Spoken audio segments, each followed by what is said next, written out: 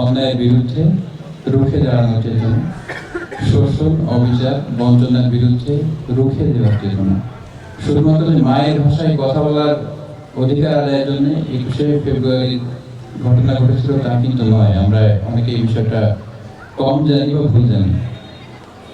রাষ্ট্রভাষা যদি বাংলা অধিকার আদায় না হতো তাহলে চাকরি বাকরি, ব্যবসা বাণিজ্য, সামাজিক রাজনৈতিক সব দিক থেকে আমরা ব্যাপকভাবে বঞ্চিত হতাম।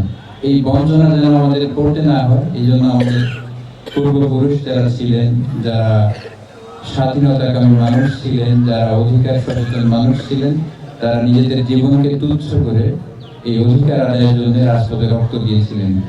এই জন্যে আমরা একই ধারাবাহিকতায় স্বাধীন দেশ পেয়েছি। পরবর্তীতে যে 24শে জুলাই আন্দোলন, সেই ধারাবাহিকতা ছিল 21শে ভাষা আন্দোলনের ধারাবাহিকতা। অন্যায়কে রুখে দেওয়া, জুলুমের বিরুদ্ধে চ্যালেঞ্জ করা। তো এই সকল সংগ্রামে যে সকল সংগ্রামী শহীদ হয়েছেন তাদের আত্মার মাগফিরাত কামনা করছি।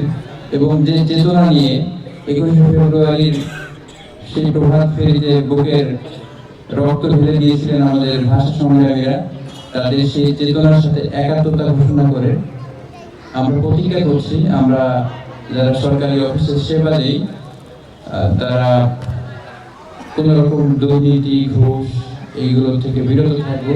এবং আমি আমার উপজেলা ভূমি অফিস সম্পর্কে, আপনাদের এখানে যেহেতু একটা ম্যাচ গ্যাদারিং আছে, রাজনৈতিক নেতৃবৃন্দ আছেন, সাংবাদিক বৃন্দ আছেন, আমি ওপেন চ্যালেঞ্জ করছি আমার অফিস শতভাগ দুর্নীতিমুক্ত করার আমি চেষ্টা করছি।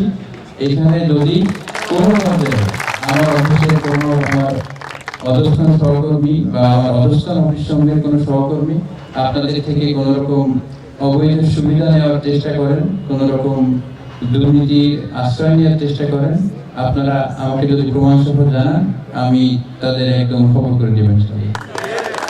তো বেশি কথা না বাড়িয়ে আমাদের এমপি স্যারের মূল্যবান বক্তব্য শুনবো এবং যে মহান দায়িত্ব দেশের জনগণ, বর্তমান সরকারকে এবং চুয়াডাঙ্গার আলমডাঙ্গা এবং চুয়াডাঙ্গা সদরবাসী আমাদের নবনির্বাচিত এমপি স্যারকে দিয়েছেন, সেই দায়িত্ব পালনে তারা শতভাগ সফল হন, দেশকে তারা একদম আমাদের সম্মানের আসন নিয়ে যান, সেই দোয়া করে শেষ করছি। আসসালামু আলাইকুম।